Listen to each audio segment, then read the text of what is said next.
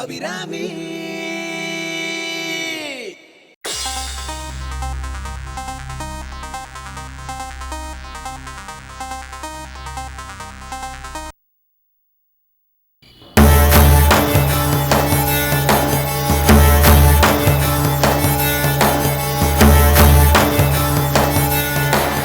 பாம்பு வைக்கிற ஆள் யாராவது தெரியுமாடா உங்களுக்கு? எனக்கு தெரியும் சார். திருநெல்வேலியில பாம்பாஸ்கர்னு ஒரு ஃப்ரெண்ட் இருக்கா சார். சொன்னா கண்டிப்பா செஞ்சு தருவோம் சார். குட். உடனே அவங்க கிட்ட பேசு. இன்னும் 1 மணி நேரத்துல எனக்கு பாம்பு வேணும் சார். பணம் எவ்வளவு செலவானாலும் பரவாயில்ல சார். 1 மணி நேரத்துல எப்படி சார்? நீ பேசி பாருடா. இத பார், இப்ப மணி 1. கரெக்டா 2 மணிக்கு பாம்பு என் கையில இருக்கணும். 3 மணிக்குள்ள அந்த பாம்ப சரண்யாவோட கார்ல நான் பிக்ஸ் பண்ண. நாளைக்கு காலையில அவ கார்ல போறதுதான் அவளோட கடைசி பயணமா இருக்கணும்.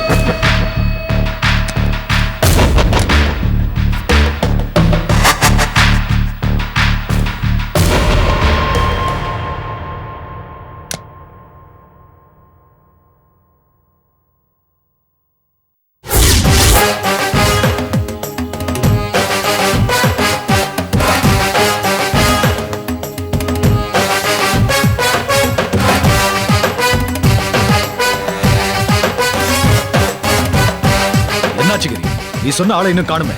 எவ்வளவு நேரமா வெயிட் பண்ற? இப்போ வந்துருவான் சார். இதையதான் 1/2 மணி நேரமா சொல்லிக்கிட்டு இருக்கேன். எப்பவும் சொன்ன நேரத்துக்கு வந்துருவான் சார். இதோ வந்துட்டா சார்.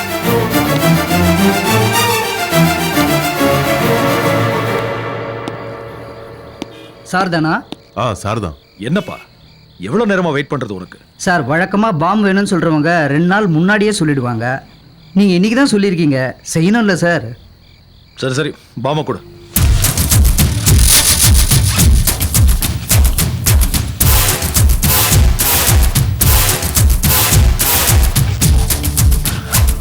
இதுக்கு ரிமோட் எங்க? சார் இது ரிமோட் கண்ட்ரோல் பாம்பு இல்லை சார், டைம் பாம்பு. வெடிக்க வேண்டிய டைமை சொல்லுங்க, நான் செட் பண்ணி கொடுக்குறேன். அப்படியா? சரண்யா கரெக்டா ஆபீஸ்க்கு 8:30 மணிக்கு கிளம்புவா. ஒரு 8:45க்கு செட் பண்ணு. கார்ல தான் பாம்பு செட் பண்ண போறீங்களா? பார்ட்டி கிளம்புறதுக்கு 1/2 மணி நேரம் தள்ளி சொல்லுங்க. அவங்க கிளம்புறதுக்கு லேட் ஆயிடுச்சுனாக்கா கார் மட்டும்தான் வெடிக்கும், ஆள் எஸ்கேப் ஆயிடுவாங்க. அப்படின்னா ஆ, ஒரு 9:15 செட் பண்ணிடு.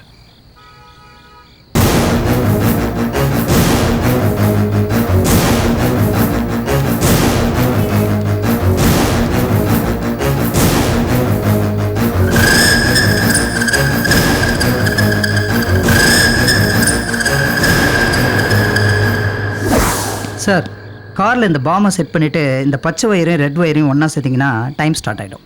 அப்போ யாராலையும் தடுக்க முடியாது. இந்தாங்க சார். ஆ, இது வெடிக்காம இருக்கணும்னா என்ன பண்ணணும்? ஏன் சார் கேட்குறீங்க? இல்ல, ஒருவேளை பிளான் மாறுச்சுன்னா தெரிஞ்சு வச்சுக்கிறது நல்லது இல்லையா? அது ஒன்றும் இல்லை சார். இதை பாருங்க, இந்த கருப்பு வயரை கட் பண்ணிட்டீங்கன்னாக்கா பாம் டிஃபியூஸ் ஆகிடும், அவ்வளோதான். ஓகே கிரி, இவருக்கு என்ன பணம் வேணுமோ கேட்டு கொடுத்தேன். Okay sir. ஓகே, வரேன் சார். அவங்ககிட்ட வாங்கிட்டு போ.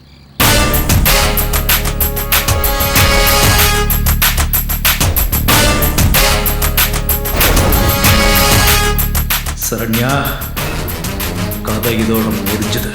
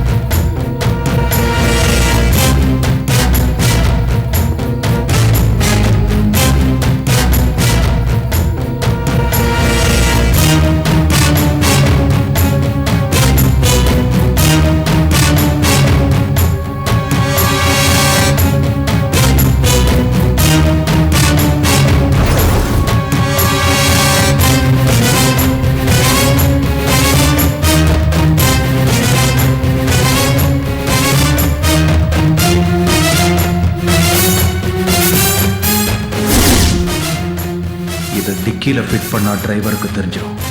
ஸோ இதை காருக்கு கீழே ஃபிட் பண்ணிடுவோம். அப்பதான் யாருக்கும் தெரியாத.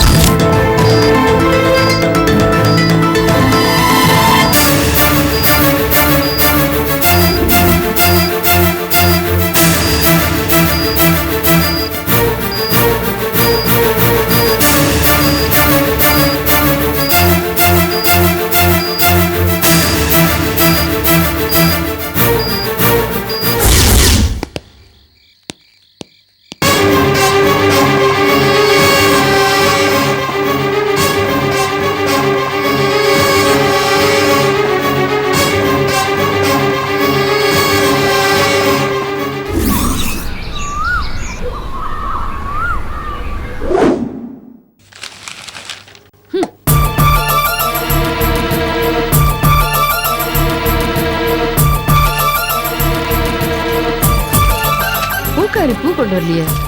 இங்க பாருடா, கொண்டு வந்து இங்க வச்சுட்டு போயிட்டா. இன்னும் என்ன மறந்துட்ட? என்னம்மா அங்க எங்க நடந்துகிட்டே இருக்கீங்க? என்ன விஷயம்? டேய், ஏன் அவசரம் எனக்கு தாண்டா தெரியும். நீயும் கிளம்பு. கோயிலுக்கா? நான் எதுக்கு? டேய், நீ வராம போனா நல்லாவா இருக்கும்? கலெக்டர்மா பையன் திரும்ப கிடைச்சதுக்காக கோவில்ல அபிஷேகம் பண்றோம். கலெக்டரே வரேன்னு சொல்லிட்டாங்க. நீ என்னடானா ரொம்ப பிகு பண்ற. போ, சீக்கிரம் போய் கிளம்பு போ. அம்மா அம்மா ஒரு நிமிஷம். என்ன? ஏமா நீ பண்றது ஓவர்னு உனக்கே தெரியல? என்னடா?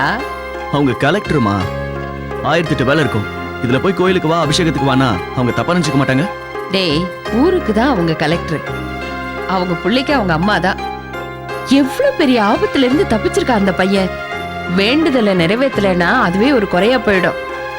கண்டுபிடிச்சு வீட்டுல கொண்டு வந்து விட்ட சாமிக்கு நன்றி சொல்லணும். ஆஹா, அந்த சாமி பேரு ஜெயராம. முதல்ல அவனை கண்டுபிடிச்சு போலீஸ் விசாரணைனா என்னன்னு அவனுக்கு காட்டுறேன். அதுக்கப்புறம் மொத்த கும்பலையும் அரெஸ்ட் பண்றேன்.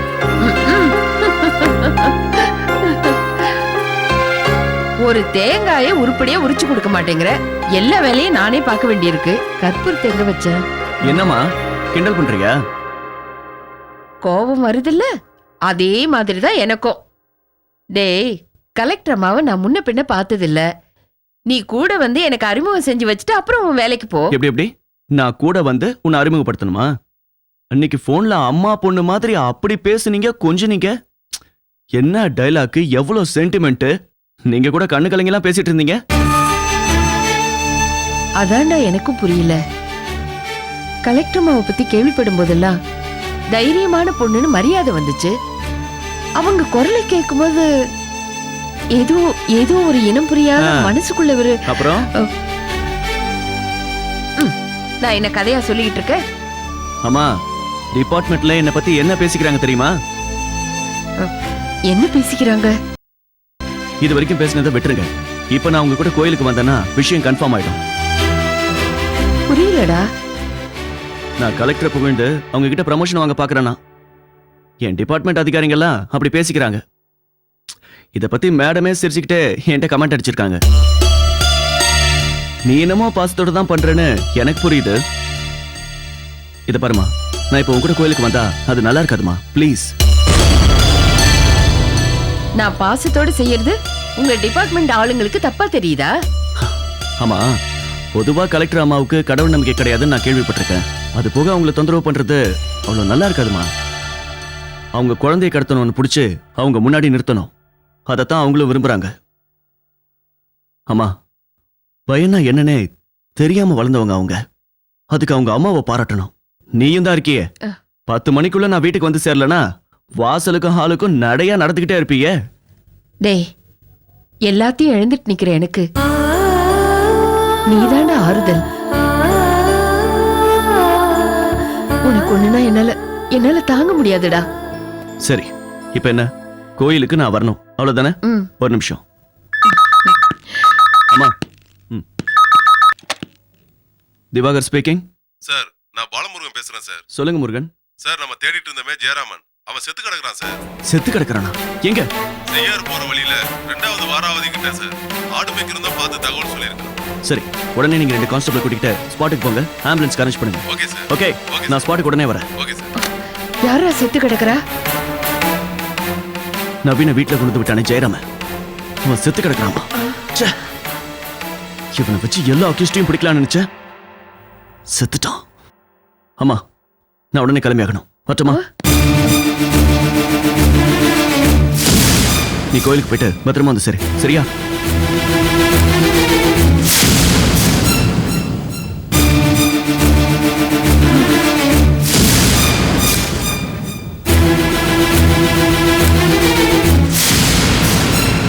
சரி, நாம போவோம்.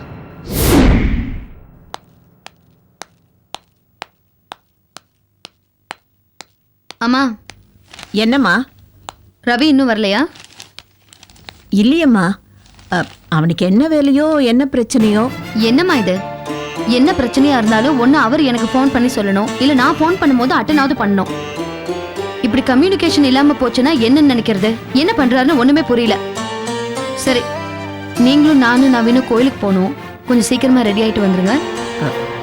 என்னம்மா திடீர்னு கோயிலுக்கு கூப்பிடுற? ஏதாவது விசேஷமா? இன்ஸ்பெக்டர் திவாகர் இருக்காரு இல்லையா, அவரோட அம்மா எனக்கு ஃபோன் பண்ணாங்க. நவீன் திரும்ப கிடைச்சதுனால கோவிலுக்கு அபிஷேகம் பண்றதா வேண்டிக்கிட்டாங்களாம். அதான் ஃபோன் பண்ணி என்னை கூப்பிட்டாங்க. நான் வரேன்னு சொல்லியிருக்கேன். நீ ஏன் வரேன்னு ஒத்துக்கிட்ட? நம்ம பிள்ளை கிடைச்சதுக்கு அவங்க ஏன் அபிஷேகம் பண்ணணும்? நமக்கு என்ன அவங்க ஒட்டா உறவா? என்னம்மா நீங்க, உறவா இருந்தாதான் வேண்டிக்கணுமா? நம்மளை சுத்தி இருக்கிறவங்க நல்லா இருக்கணும்னு நினைக்கிறதுக்கே ஒரு நல்ல மனசு வேணும். அந்த நல்ல மனசுக்காவது நம்ம போயிட்டு வரணும். நீ ஊருக்கே கலெக்டரா இருந்தாலும் உலகம் தெரியாம பேசுற. அவங்களுக்கு உன்னால ஏதோ காரியம் ஆகணும், நேரா கேட்டா நீ ஒத்துக்க மாட்ட.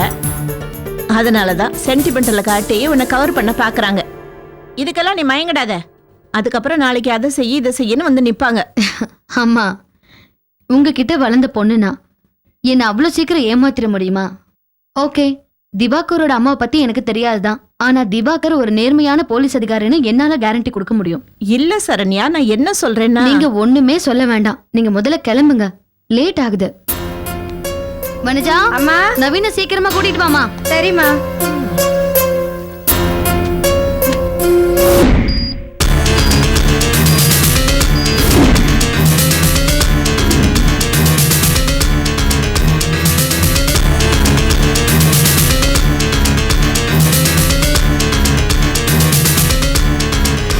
வனஜா, என்னம்மா?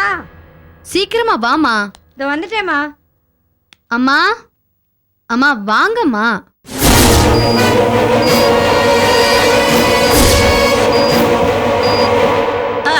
இதோ வந்துட்டேன். வடக்கண்ணா வா. சரி வனஜா, வீட்டை பாத்துக்கோ. சரிம்மா. அப்புறம் ஐயா வந்தாருன்னா உடனே எனக்கு ஃபோன் பண்ணு. வாங்க வாங்க வாங்க. நேரம் ஆச்சு. ஹலோ, சொல்லுங்க. ஏன், என்ன பிரச்சனை?